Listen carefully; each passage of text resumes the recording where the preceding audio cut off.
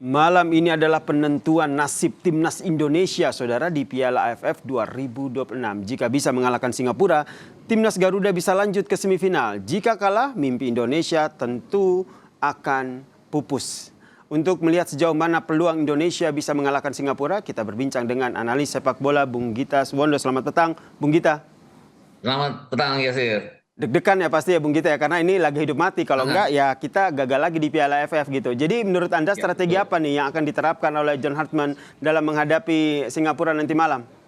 Saya sih nggak yakin bahwa John Hartman akan berubah strategi ya, karena filosofi sepak bola dia kan sepak bola menyerang dan pressing. Itu Mm-mm. pasti tetap akan dilakukannya seperti halnya lawan Kamboja, lawan Timor Leste, lawan Vietnam sekalipun. Tapi yang harus diperhatikan oleh John Hartman sekarang adalah balance antara penyerangan dan ke depan. Artinya kalau kita punya tiga pemain tengah, terutama Mark Locke, dia harus menjaga kedalaman juga untuk tidak terjebak dengan serangan balik Mm-mm. seperti yang dilakukan oleh Vietnam sampai 3 kali, yang dilakukan oleh Kamboja juga sekali di awal babak kedua, yang membuat Nadeo harus berhadapan dengan penyerang-penyerang mereka. Itu yang saya pikirkan. Kemudian lini tengah kita harus cepat untuk merebut bola kembali, walaupun itu juga dilakukan pada saat berhadapan dengan Vietnam sekalipun. Tapi Mm.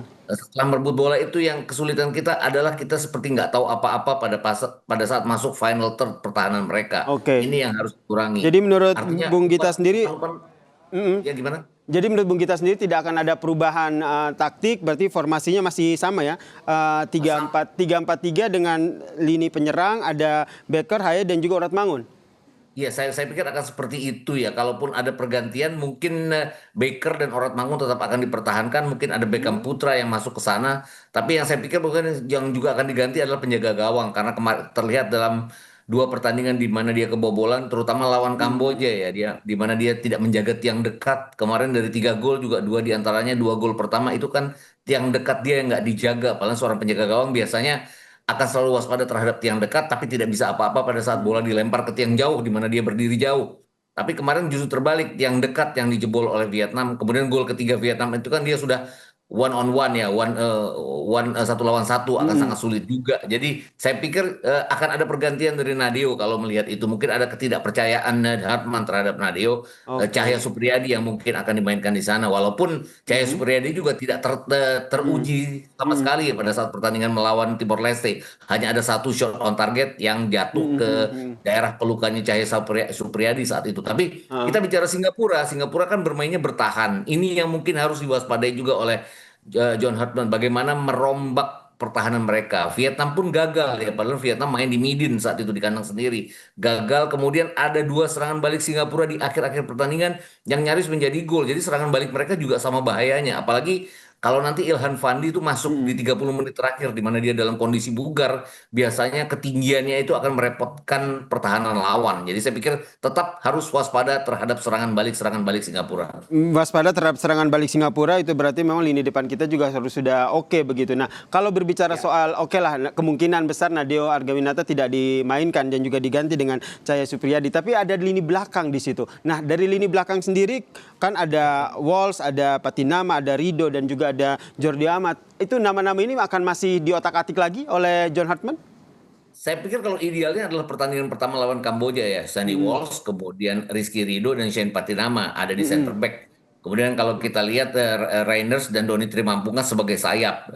Kemudian ada tiga di tengah itu kan Mark Klok isinya, kemudian Ivar Jenner dan Mm-mm. Tom Haye. Jadi saya pikir idealnya akan seperti ini, memakai pola 3-4-3, 3-4-1-2 ya, dengan Tom Haye Mm-mm. berdiri sebagai nomor 10 di belakang dari dua striker kita. Itu saya pikir yang idealnya, karena apapun kan terlihat bahwa yang paling sukses di semua ini adalah pada saat kita menuntaskan peluang demi peluang pada saat berhadapan dengan Kamboja. Buka peluangnya juga yang paling leluasa adalah pada saat berhadapan dengan Kamboja. Padahal kalau kita lihat Kamboja kan kualitasnya sedikit di atas Timor Leste. Mm-mm. Bahkan terhadap Timor Leste pun kita baru menit ke 74 loh bisa membobol gawang Timor Leste dengan Timor Leste bermain disiplin di belakang. Singapura ini kan jauh lebih bagus bertahannya dibandingkan dengan Timor Leste. Itu Mm-mm. aja yang saya khawatirkan. Kenapa? Karena hasil imbang tidak cukup untuk kita, karena kita Betul. butuh kemenangan di pertandingan kali ini. Dan Singapura sendiri hanya butuh hasil imbang untuk lolos Ya, begitu. Sehingga betul, Anda betul. membacanya nanti jika strategi pertahanan Singapura yang begitu rapi seperti yang Anda sampaikan tadi. Jadi yang diambil John Hartman ini langsung gas di awal atau bagaimana ini?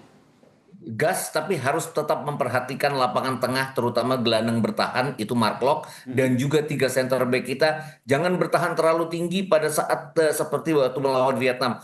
Lawan Vietnam itu gol kedua karena kita panik setelah ketinggalan gol pertama itu Mhm. membuat kita terlalu bertahan tinggi membantu serangan kita tidak waspada terhadap serangan balik Vietnam. Gol pertama kita kehilangan bola di dekat kotak penalti kita itu yang tidak boleh terjadi lagi karena Oke. lawan siapapun akan berbahaya kalau kehilangan bola di kotak penalti. Juga bagaimana memberikan umpan-umpan kepada Mitch Baker, terutama Mhm. di daerah kepalanya Mitch Baker. Itu yang tidak terjadi di dua pertandingan lawan Timor Leste dan Vietnam. Dan itu benar-benar terjadi pada saat pertandingan melawan Kamboja. Baik. Leluasa Mitch Baker itu untuk bikin gol Mhm. melawan Kamboja. Nah, ini kita harapkan Mitch Baker bisa kembali mendulang kesuksesannya dengan mencetak gol dan membawa Indonesia ke semifinal Piala AFF 2026. Harapan kita bersama ini Bung Gita. Terima kasih Bung Ya, Gita atas betul. analisanya di Kompas Petang. Salam sehat. Sama-sama.